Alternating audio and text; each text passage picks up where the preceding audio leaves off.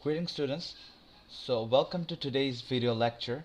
In today's lecture we're going to talk about a different kind of searching algorithm which is known as local search algorithms. So previously we have seen different type of searching algorithms like informed searching algorithms and uninformed searching algorithms. So what they did, those typical searching algorithms, they're designed to explore the search space systematically. So by keeping one or more paths in the memory. So by recording which alternative has been explored and which were not. So when a final goal is found, the path to the goal constitutes the solution to the problem. That means what we're trying to do, we're trying to find out a path to the goal. So what we care about, which nodes were expanded on the way, and how did we reach to the solution. So so the path to the goal was the solution of the problem. But let's think of some other type of problems, like 8-quin problem. In the 8-quin problem, the path to the goal is totally irrelevant. So what we actually care about in this type of problem, what matters is the final configuration of the queens, not the adding order of the queens. We don't actually care how the queens are added in the chessboard and how do we reach the final state. So we can think of some other problems which belongs to this category or class. So you can think of integrated circuit design. What you care about is designing such a circuit where we will have room for each and every components and where we have room for connecting the wires between them. And moreover, what we care about is reducing the circuit delays. So we will design the circuit in such a way so that we can have the more efficient design. So we only care about the final design here. There are some other examples of this type of problems like factory floor layout, then auto programming, telecommunication network optimization, and vehicle routing. So different classes of the algorithms that do not worry about the path at all. So local search algorithm operates using a single current state. So you can understand it from the name of the algorithm, right? The name of the algorithm is referred to as local search. That means what it actually care about is actually care about only a current state. So this is why it is called a local search algorithm. So what we can do here, we don't have to retain in memory the previous states that were explored. So in that case, we can relax the memory requirement a bit. Actually, we can drastically relax the memory requirements. So all the previous states can be discarded and all we need to do, we need to keep a single state in the memory.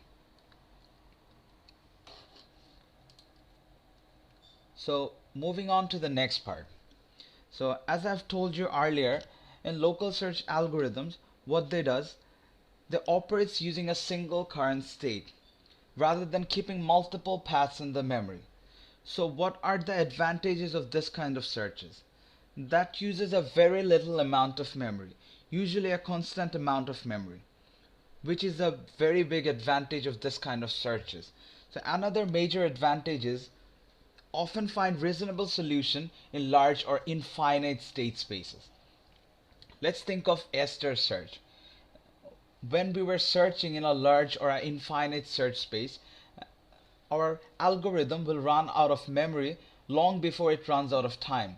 So we had a memory requirement or a memory constraint in that case.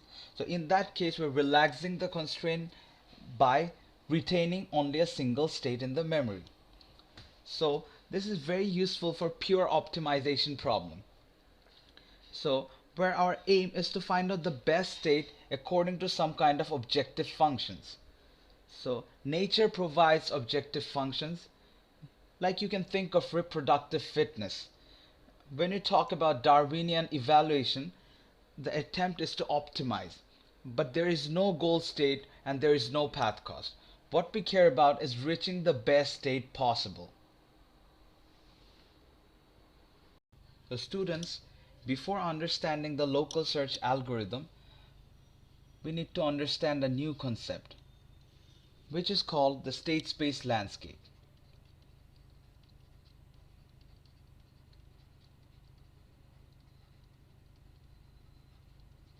Here a pictorial view of state space landscape is given below. So it has location and elevation. So which is defined by a heuristic function or an objective function. So if elevation would have corresponded to cost instead of objective function, so here it is represented by the y-axis, okay, and the locations, they're represented in the state space in the x-axis. So if elevation corresponds to cost, our aim is to minimize the cost. In that case, our aim is to find out the lowest value, a global minimum. In that case, this will be the global minimum.